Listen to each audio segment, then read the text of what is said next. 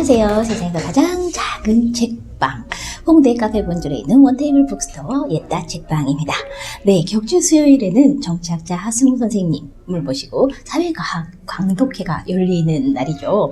네, 이번 주제는 아주 묵직한 신자유주의 곱하기 노동, 우리의 일의 미래에 대해서 이제 커리큘럼을 짰고, 그 세 번째 책으로는 짜잔, 노동자 쓰러지다 라는 묵직한 책을 읽었어요. 이 모임에 같이 참여하고 있는 기록노동자 시정쌤이 그 주제에서 쓴 르포집인데요. 부제가 르포 한 해 2,000명이 일하다 죽는 사회를 기록하다 라는 책이에요. 노동자의 목숨값은 얼마인가요? 이렇게 막 가슴 아프다고 뭔가 감정적으로 소비하기에는 굉장히 묵직한 삶의 기록들, 노동의 기록들, 우리가 외면하고 싶은 어떤 노동 일터의 어떤 아픈 모습들을 아주 촘촘하게 담아낸 그런 책인데요. 이 책을 우리는 어떻게 읽었는지, 네, 하승우 선생님의 발문 영상 보시죠. 2014년도에 나왔는데, 어쨌든 지금도, 사실, 한 해에 산재로 죽는 사람만 2,000명인 거고, 사실 이 비율이 지금도 거의 비슷하게 유지가 되고, 2017년 보니까 1957명, 그러니까 거의 항상 2,000명 수준에서 계속 왔던 것 같아요. 그러니까 결국 하루에 산업재해로 죽는 사람이 어쨌든 4-5명 정도 된다는 얘기잖아요. 근데 어쨌든 이 책이 2014년도에 나왔는데, 지금 2019년인데, 이 비율이 안 깨지고 있다라고 하는 건 도대체 뭘까, 한국 사회가. 그러니까 옛날에는 잘 안 알려지고 몰라서 그렇다고 했지만 지금 얼마 전에 김영균 씨도 그렇고, 그러니까 이미 계속 보도가 되면서 죽어가고 있다라고 하는데 왜 이렇게 안 바뀔까? 그러니까 보통 이게 우리는 이제 기업이 되게 나쁘고 사악한 거라서 그렇다라고 하는데 맞죠. 기업이 나쁘고 사악하기 맞는데, 근데 또 이런 문제가 나와도 안 바뀌는 거잖아요. 그리고 어떤 면에서 기업은 이윤 때문에 그렇게 계속 한다고 하더라도 사실은 정부가 해야 될 역할은 이제 기업이 그렇게 갈 때 정부가 그걸 제동거는 역할을 하라고 정부가 있는 건데, 그럼 도대체 이렇게 계속 2,000명씩 한 해에 쭉 하는데 왜 한국 사회는 정부가 아무런 제동도 안 걸까? 그리고 이번에 산업안전보건법 개정안도 보면 사실은 그냥 약간 제업자 눈 가리고 아웅 같은 느낌인 거죠. 그러니까 문제가 되니까 일단은 문제가 되니까 개정하는 거지, 실질적으로 현장에서 이런 문제를 막을 수 있는 방법 같은 거에 대한 사실 고민들은 진지하지 않은 거죠. 그럼 사실 뭘까? 어쨌든 살기 위해서 계속 일은 해야 되는데, 내가 그런 거잖아요. 한국 사람 제업자 이제는 일을 하러 가는데 내가 오늘 살아서 돌아올지 않을지를 잘 모르는 사회에 살고 있고, 근데 이게 특별한 사람들만의 문제이면, 그러니까 좀 약간 이게 의자놀이처럼, 그러니까 너희들이 되게 특별하게 위험한 거다라고 얘기할 수 있을 텐데, 사실 한국은 특별하지 않은 거죠. 어느 일터든 이런 비슷한 문제가 생길 수 있는 거고, 이게 꼭 생산직만의 문제가 아니라 사무직에서도 비슷하게 나오는 부분들인 거잖아요.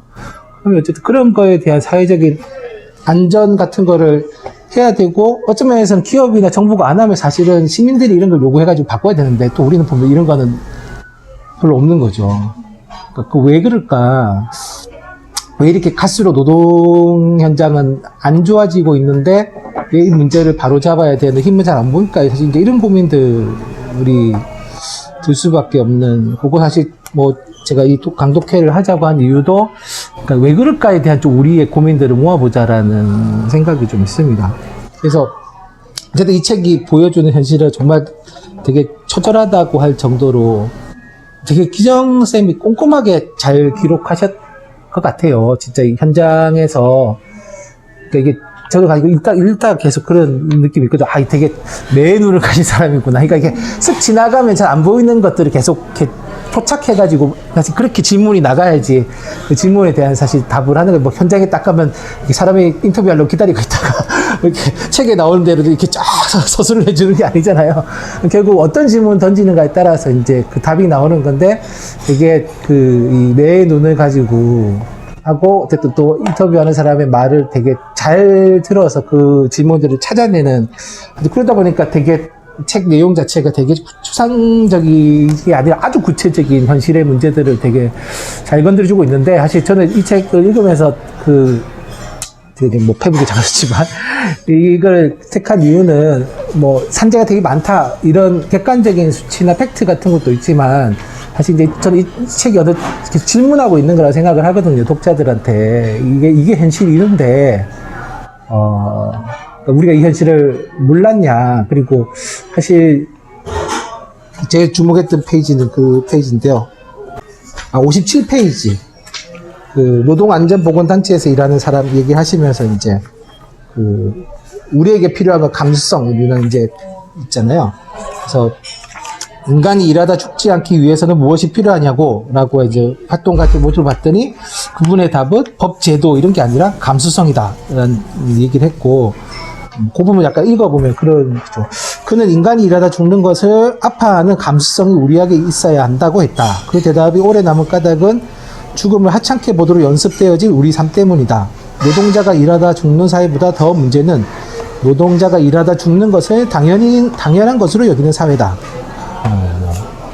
여전히 우리는 감전방창치가 달리지 않은 용접기를 들고 사는 것은 아닐까. 그것도 모르고 재수가 없어서 죽었구나 하는 것은 아닐까. 그러니까 이제 요 같은데, 그러니까 사실 저희가 읽었던 게 보면 어쨌든 뭐 굳이 한나 아렌트와 리차드 세넷을 격려했던 이유는 어쩌면 저는 이제 우리가 가지고 있는 인간에 대한 물음이다 하다고 생각을 하거든요. 그러니까 그렇잖아요. 저희 주변에도 보면 이제 과로사한 사람 있고 사실 그렇지 않습니까? 시민사회단체 활동가들도 사실은 되게 많이 과로사하고 이게 남의 문제가 아닌 거잖아요. 근데 누가 죽었다는 얘기 요즘 페북에서 되게 많이 보는데 아유 나는 저렇게 안 해야지 하면서 또 뭐 일들을 막 과로살맞이 일하고 하는 게 약간 우리는 왜 그걸 약간 어느 일정 정도로 그냥 어쩔 수 없는 일 이거 약간 뭐 열심히 사는 사람들한테 생길 수 있는 일 약간 그렇게 받아들이는 느낌들이 좀 있는 거죠. 그래서 사실 제가 또 굳이 막 저희가 읽었던 책에서 연관성을 찾아야지 이러면서 이제 봤던 이유는 그러니까 사실 그런 거라 생각이 좀 듭니다. 그러니까 사실 사회 자체가 너무 사람들한테 과로하는 걸 너무 당연하게 여기는 거고 과로하는 거를 마치 성실한 사람으로의 표상으로 계속 강요하는 거고 성실히 하지 않으면 언제든지 해고되는 걸 되게 당연하다고 생각하는 그러니까 열심히 일하지 않으면 잘릴 수 있다라고 하는 걸 그냥 우리는 맞다고 생각하게 되는 거죠. 그럴 때 약간 저 던지게 된 질문은 그거라고 생각을 하거든요. 그러니까 우리가 인간이고 사실 지금 약간 한나레트의 질문, 역질문이긴 하지만 인간이기 때문에 먹어야 되는 거고 인간이기 때문에 사실은 살아야 되고 이게 뭔가 필요한 건데 우리는 서로의 인간의 생존에 대해서 살아가는데 필요한 것들에서 어떤 고민을 같이 나누고 있는 거지? 라는 생각이 들고 저희가 이제 인간의 조건 읽었는데 이제 한나렌트가 이런 말을 합니다. 상업사회는 인격으로서 인간을 배제하며 사람들이 자기 가족이라는 사적 영역 안에서나 친구 간의 친밀함에서만 자기를 내도록 요구한다. 그런데 이것은 정확히 말하자면 고대의 사적인 것과 공적인 것의 관계가 완전히 전도된 것이다. 이 자본주의 사회라고 하는 게 결국 뭐냐 하면 네가 누군지는 안 궁금해. 그런 거는 네 가족한테나 얘기해. 라고 하고 사실 현장에서는 번호로 부르거나 아니면 다 기능으로만 사람을 부르는 거죠.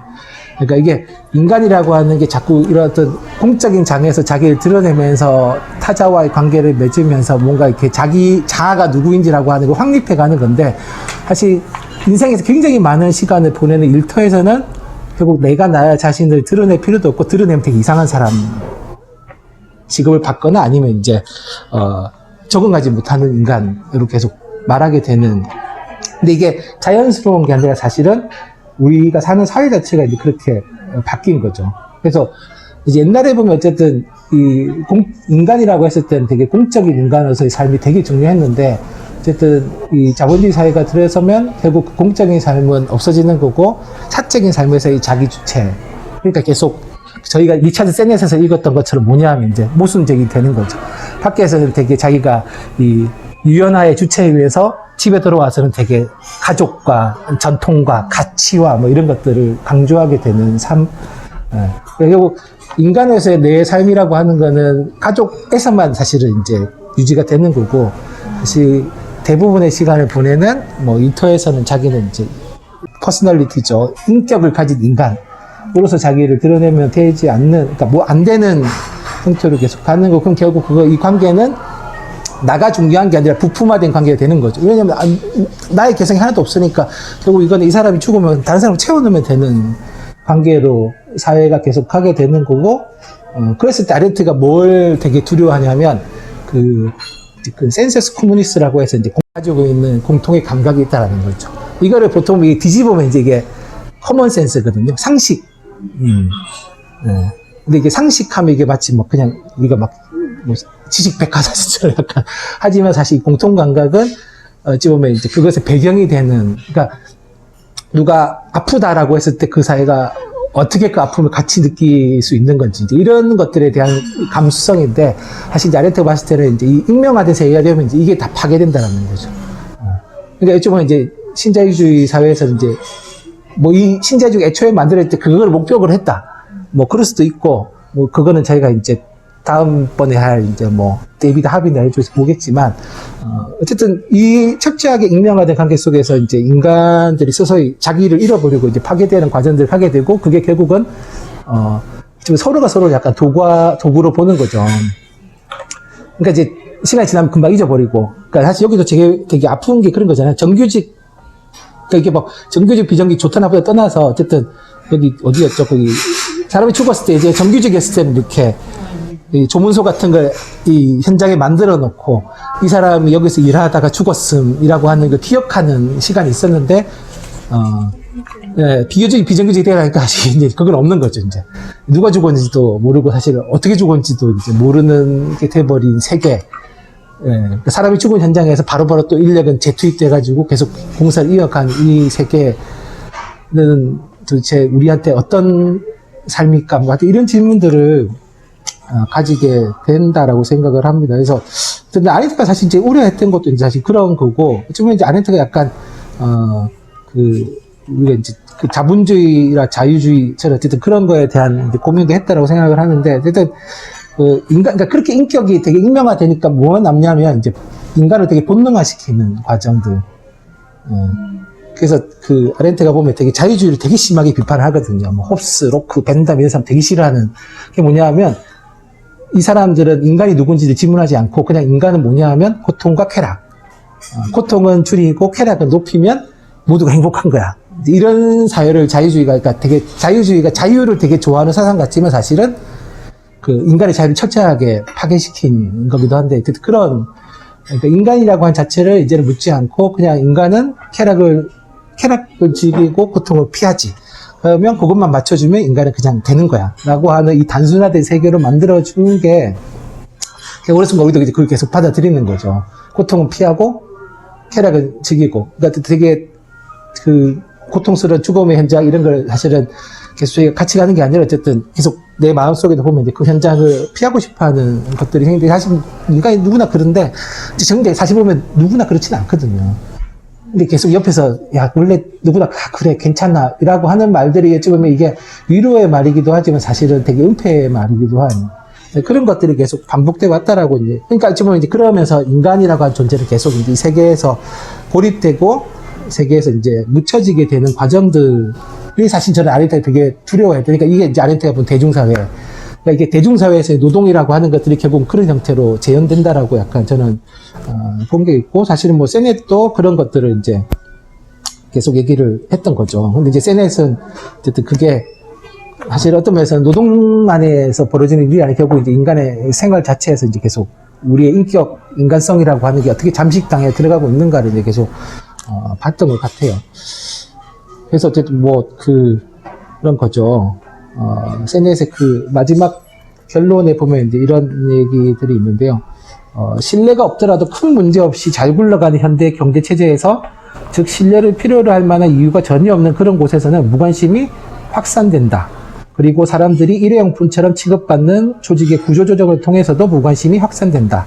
그러한 관행들은 인간으로서의 중요성, 즉 남에게 필요한 존재라는 의미를 명백하고도 잔혹하게 감소시킨다. 이렇게 이제 저희 봤던 책에서 결론에서 얘기하는데, 그러니까 지금 이제 그게 그죠. 그러니까 이것도 어찌 보면 그냥 자연스럽게 우리가 무관심한 게 아니라 계속 그냥 무관심 할 수밖에 없는 사회 구조 시스템에서 우리가 계속 이제 적응해 가는 거고, 이게 그거는 개인적인 특성이 아니라 사실 되게 사회적인 현상.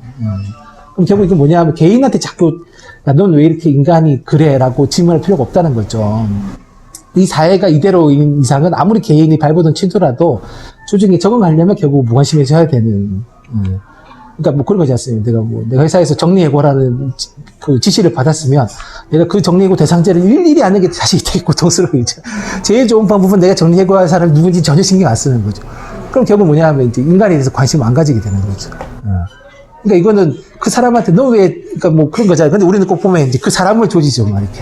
너가 얼마나 잔인한 인간이고. 한데 사실 그거는 이 사람한테 질문할 게 아니라 그렇게 되어 있는 시스템에 대해서 질문을 해야 되는데 우리는 계속 이제 그렇게 질문하게 되는 것들에 익숙해져 왔다라는 생각이 들어서 사실 한국은, 그러니까 이 산업재해라고 하는 것도 어쨌든 보면 이제 그거죠. 이게 재해라고 하는 말로는 사실은 설명이 안 되는 거고, 뭐 여기 있는 것은 사실 뭐 기업 살인이죠. 뭐 그래서 뭐 영국처럼 기업 살인법을 제정하든 아니면 신기하게도 쇼프를 할 때는 그래도 뭐 중대재해 기업처벌법 이런 게 막 논의가 좀 이렇게 모이다가 또 사라졌죠.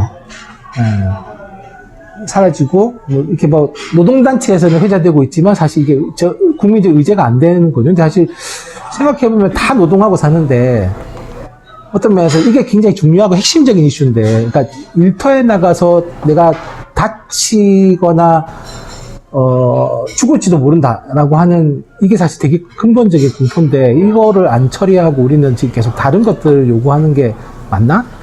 뭐 물론 다른 게 안 중요하다는 게 아니지만 어쨌든 이거 뭐 일을 안 하고 사는 사람이 없다라고 생각하면 일을 하고 있는데 일터에서 안 좋고, 그리고 사실 여기 보면 그런 것도 있잖아요. 그러니까 사망자 말고 이제 부상자, 그러니까 산재로서 인정도 못 받는 사람들이 사실은 거의 뭐 90% 정도 되는. 결국 내가 다쳤을 때 어떻게 해야 되지? 사회가 그렇다고 해서 뭐 다친 사람에 대해서 뭐 어떤 사회 안전망이 있는 것도 아니에요. 한국 사회 거의 십시일반이죠. 주변에 있는 동료와 이렇게 친척들.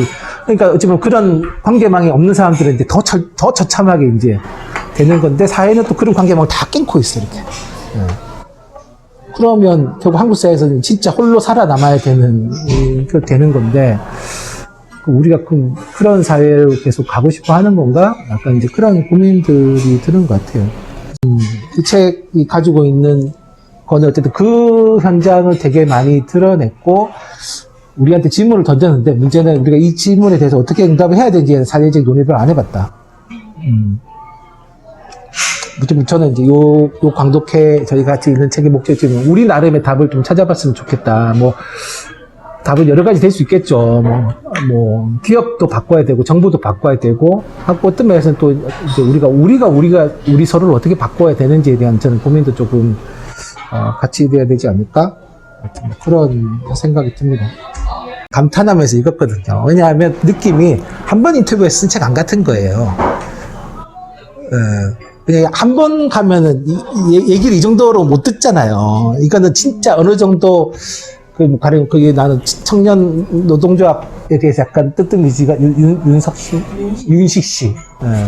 뭐 이런 얘기도 그냥 처음 보는 사람한테 가가지고 어떻게 생각하세요? 그러면 다 말해줄 거, 너무 다 말해주면 결국 이 얘기를 듣기가 되게 여러 번 만나야 되는 거고, 결국 이 책에 나오는 것, 이 정도 분량 책 쓰려면 엄청나게 많이 품을 들여야 되는, 훌륭하시다. 이런, 계셔야지 이런 얘기도 하죠. 기록 노동자라고 하는 이 호칭은 정말 이거 너무 하고 있는 역할 되게 축소시키는 느낌입니다. 사실 엄청 많은 준비와 엄청 많은 공력과 사실 이게 제가 볼 때 그런 거지 않습니까? 이게 한국의 난다긴다 경제학자들 막 얘기하지만 이렇게 현장 가본 사람 누가 있을까요? 실제 진짜 현장을 아는 사람들이 답할 수 있는 게 되게 질이 다르다고 생각하는데, 이런 작업들을 하시는 분들이 사실 저는 뭐 경제학을 하는 교수들보다 다를까? 약간 이런 생각도 하거든요. 그러면 사실 이거는 그냥 기록의 의미가 아니라 되게 뭐라고 해야 될까요? 뭐 이렇게 진짜 현실에 파편화된 것들을 좀 재구성의 사람들한테 보여주는 작업. 되게 중요한 작업인데, 이렇게 기록 노동 이러면 되게 이제 그러니까 우리가 진짜 좀 그러니까 여기 나오는 거 진짜 일하다 죽었어, 일하다 다쳤어, 일하다 쓰러졌어, 이런 걸 좀 세상에 어떻게 그런 일이 이렇게 가야지 사회가 제대로 되는 거 아닌가? 마을 공동체, 뭐, 이런 거 되게 중요하긴 한데, 그게 안 중요한 얘기는 아니지만, 하여튼 일터에서 이런 걸 그대로 두고, 집 돌아오면 살 것 같아, 이런 거는 이제 좀 바꿔야 되지 않을까 싶은 생각이 저는 읽으면서 좀 많이 들었던 것 같아요. 태안 하루파에서 또 사고 났잖아요. 근데 어쨌든 이번에는 2인 1조라 가지고 예방하니까 그 얘기는 뭐냐면 2인 1조로 하면 된다라는 거잖아요. 그러니까 죽는 정도까지 진짜 사고는 막을 수 있다는 얘기인데, 그걸 안 했던 거는 말 그대로 그러니까 인력 감축해서, 그러니까 사람을 줄여서 노동 강도를 높여서 이윤을 계속 한국은 축적해왔던 거잖아요. 그러니까 막 되게 뭔가 잘해가지고 하는 것 같지만 사실 그게 아니라 한국 무조건 다 이윤을 찾는 방법은 인력 감축과 이런 방식. 여기 나오는 사실 또 하나의 되게 심각한 문제는 다단계 하청 구조인 거잖아요. 예, 원청, 하청에, 재하청에 이렇게 막 2차, 3차로 계속 넘어가서, 그러니까 이 구조는 문제다라고 제가 알기로도 한 몇십 년째 이 재하청 구조에 대해서는 계속 얘기되었던 건데, 사실 현실은 더 나빠지는, 오히려 이런 파견 근로를 같이 더 확대시키고 하는 걸로. 그러니까 없는 게 아니라 어떻게 하면 된다라고 하는 건 사실은 답은 우리가 모르는 게 아니라 아는데, 우리가 계속 그걸 어떤 식으로 넘겨왔냐면 그런 거죠. 우리가 기업의 입장에서 생각하거나 말씀하셨다시피 하는 그 조선일보 사설처럼 하는 거죠. 회사가 살아야 우리도 산다. 알고 있음에도 하지 않는 이 무엇은 뭘까? 그리고 그러니까 어쨌든 김영렬 씨 돌아왔을 때도 막 했잖아요. 근데 사실 생각해보면 그 앞에 구의역도 있었고 사실 계속 있었는데 우리는 막 사건이 터지면 막 하다가 조금만 몇 달만 지나가면 하고 또 약간 특이한 건 뭐냐면 결국 이걸 하기 위해서는 법 제도를 되게 제대로 만드는 게 되게 중요한데 되게 막 하긴 많이 하는데 막상 법 제도 만들 때는 그냥 국회의원들한테 넘겨버려요. 이렇게 막 이제 권력의 시장으로 넘어갔다 얘기하지만 사실 신자유주의의 가장 핵심은 국가가 어떤 정책을 취하는가 이거든요. 우리도 보면 IMF 이후에 한국 사회가 이렇게 급격하게 바뀌어온 거는 IMF가 그걸 하기 위한 굉장히 좋은 조건을 마련해 준 거죠. 그래서 여기도 KT도 대대적으로 공기업 또 민영화시키는 전략을 하게 되고 공공부문에서 비정규직 전략을 적극적으로 막 받아들이는 거잖아요. 반면에 그거에 대항할 수 있는 노동자들은 안 조직되어 있고 조직률은 계속 떨어지고 그다음에 이제 지분도 이제 해외로 매각하고 초국적 자본이 이제 들어오고 이렇게 되면서 사실은 근데 이걸 그러니까 사실 이제 저희가 다음 보는 책들은 다 이제 이걸 진짜 막을 수 없었더냐 정말 막을 수 없기 때문에 국가가 이렇게 항복을 한 거냐 해서 사실 두 책은 안 그렇다라는 얘기를 계속 하는 거예요. 왜 똑같은 신자유주의인데 왜 나라마다 차이가 있겠냐 그러면 이 합의가 보는 건 그거거든요. 왜 공간적으로 다르냐 신자유주의의 실현 방식이. 지주영 쌤의 그 한국 신자유주의 기본 형성은 사실 IMF 당시 한국 행정부가 어떻게 움직였나를 보는 건데 사실 보면 이게 수동적이게 굉장히 적극적이거든요. 그러니까 이게 IMF의 공무부문 구조조정안을 받아들였다 우리 이렇게 얘기하는데 이미 우리 정부가 구조조정안을 마련하고 있었던 거죠. 정부가 그거에 대해서 막는 게 아니라 오히려 이 기회를 타서 더 적극적이게 그러니까 약간 보면 복지국가 생산적 복지 이런 걸 내세웠지만 사실 이게 우리가 볼 때는 되게 삼인주의 정책 같지만 실제로 되게 신자유주의 정책이었던 거죠. 그러니까 그럼 이게 결국 뭐냐 하면 우리는 불러들였다고 생각하는데 이미 우리 내부에서 준비를 하고 있었던 거죠. 그렇게 가려고. 근데 이제 그게 딱 터지니까 이제 어찌 보면 딱 아다리가 맞으면서 가게 되는. 그러니까 기업들도 사실 그런 준비를 하고 있었던. 이게 우리가 약간 이렇게 그러면 이제 좀 달라지잖아요. 우리는 그 외환 위기가 와서 어쩔 수 없는 선택으로서 그렇게 사회 시스템이 바뀐 거야. 이렇게 설명하고 어쩔 수 없으니까 받아들여야 되고 그다음에 그 시스템이 살아남아야 되니까 무조건 개인들한테 이제 열심히 하고 노력해라라고 얘기한 건데 사실 이 시스템 전환에서 그걸 따먹은 애들은 다 이제 있는 거죠.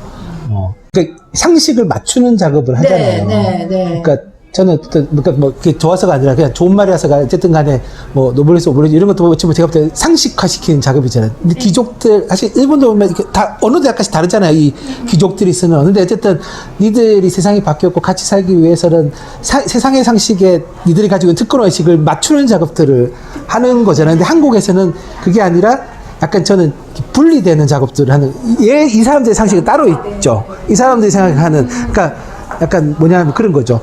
이걸 못하면 되게 찌질한 거지. 야, 왜 그렇게 살아? 약간 이렇게 되는 이 사람들의 세계가 있고, 사실 이 사람들이 만들어 놓은 굉장히 우리를 구속하는 이 세계가 있고, 이 두 세계가 제가 볼 때는 충돌을 한국 사회에 했어야 되는데, 뭐 4.19도 있고, 뭐 87년 6월도 있다고 하지만, 저는 이 세계가 본격적으로 충돌해 본 적은 별로 없다라는 생각을 좀 하거든요. 아까 얘기하셨던 그런 거 있잖아요. 그러니까 내 자식은 거기서 일할 리가 없으니까 관심이 없다라고 하는 것처럼 마치 이제 80년 6월 항쟁이 있었고 그 다음에 이제 7.89 노동자 대투쟁이 있었는데 사실은 6월 달에 그렇게 팍 달아올랐던 게 7.89월 달에 보면 나중에 가면 이렇게 확 바뀌는 게 뭐냐 하면 이게 제가 볼 때 약간 본질적인 문제를 건드렸던 거죠. 그러니까 이 싸움을 하려고 했더니 이 싸움에 대해서는 이제 사람들이 돌아선 그러니까 그렇게까지는 가서는 안 된다라고 후퇴를 하면서 이제 한국 사회가 타협을 한 거죠. 그래서 이제 그 뒤에 체제가 뭐 소위 말하는 그래서 87년 체제가 만들어지고 그 노동이 후퇴된 민주주의가 지금까지 계속 쭉 온. 그러니까 그 맨 처음에 이 위험 외주화 할 때 보면 우리가 기업에서는 이걸 다 뭐냐 아까 이게 다 리엔지니어링인 거죠. 비효율적이고 계속 비용만 들어가는 측면들은 다 외주화시키는. 여기도 보면 나오잖아요. 타워 크레인 하는 사람들한테 나가서 기계 조립 나가 사장해라. 대신에 이제 계약해서 우리랑 일하자. 이렇게 가는. 그러니까 이때는 뭐냐면 사람들이 다 이게 좋은 방식인 줄 알았죠. 막 우리 사주 막 하고 이랬을 때는 이게 최신 트렌드구나. 이게 되게 효과적으로 인생을 살아가는 좋은 방법이구나. 뭐, 이제 고용대회도 이제 개인 사업자 하셔야죠. 너 개인 사업자 되는 거야? 왜 그러니까 당신도 이제 자기 사업 해야지. 이러고, 나도 이제 내 사업을 하는 거. 그러니까. 그렇게 하면서 사회가 그냥 갔던 거죠. 그때. 그게 더 좋은 건 줄 알아. 아무도 지금과 같은 문제가 발생할 거라고 얘기해 주지 않았으니까요. 그냥 그때는 이게 다 좋은 거라고 설명했으니까 그냥 따라간 거였고, 이런 문제가 발생했으면 문제는 이제 이걸 이제 시정해야 되는데, 사회가 이걸 어떻게 시정할 건가에 대한 고민을 안 했던 거죠. 의도적으로 안 한 거죠. 못하게 만드는 면도 있는 거죠. 너만 계속 그렇게 해. 다른 사람 다 행복하다던데, 왜 너만 계속 불행하다고 하는 거야? 라고 한편에 있는 거. 그럼 이 사람이 나만 이상한 건가 생각을 계속 하게 되는 거잖아요. 그리고 어쨌든 간에 정부가 또 그런 문제가 한 사람이라도 뭐가 이걸 통해서 피해를 입었다라고 얘기하면 정부가 나서 이거를 이제 구제를 해줘야 되는데 한국에서는 그게 안 하는 거죠. 계속. 고용노동부가 계속. 여기도 있지만 어쨌든 인원이 너무 적어서 사실은 커버 못하는 문제도 있고 어떤 면에서 어쨌든 그거를 감독관이 하고 싶어도 이 시스템이 아니고 우리나라 보면 그렇지 않습니까? 감독관이 문제 제기해도 이미 그 사장은 위에랑 술 마시고 있고 그러면 이제 이거는 다 잘리는 거잖아요. 그걸 자꾸 하다 보면 이제 우리가 음모론에 이제 계속하게 되는 거고, 음모론이 아니더라도 나오미 클라인이 쓴 쇼크 독트린 이런 거 보면 한국 얘기 나오거든요. 예, 이건 뭐냐면 나오미 클라인 얘기는 이건 다 이 시카고 학파라고 불렸던 이 신자유주의 경제를 전 세계에 이식했던 애들의 작품이다. 약간 이런. 실제로 보면 이제 정부의 경제 정책이 꾸준히 영향을 미쳐온, 사실 지금 문재인 정부도 제가 볼 때는 못 벗어나고 있는, 그러니까 어쨌든 이 사람들 뭐냐면 제가 아까 아까 얘기한 이 사람들은 되게 보면 우리는 되게 사악하고 나쁜 놈들 하는데 이 사람들은 자기 신념이에요. 이래야지 세상이 좋아지는 거다라고 한 너무 강한 신념과 확신을 가지고 있어요. 오히려 우리처럼 이런 거에 사람을 2인 1조로 투입하고 안전장치 도입하고 이러는 게 세상을 되게 도태시키고 이게 자기 확신인 거죠. 그러니까 이게 너무나 다른 거죠. 서로의 인식이. 근데 이 인식을 이렇게 조율하는 작업을 해줘야 되는데 한국 사회는 조율할 필요가 없는 거죠. 이 사람들이 잘 사니까. 이 사람들이 더 권력자고. 그럼 이 사람들 내가 왜 받고? 니들이 바꿔야지. 약간 이런 거.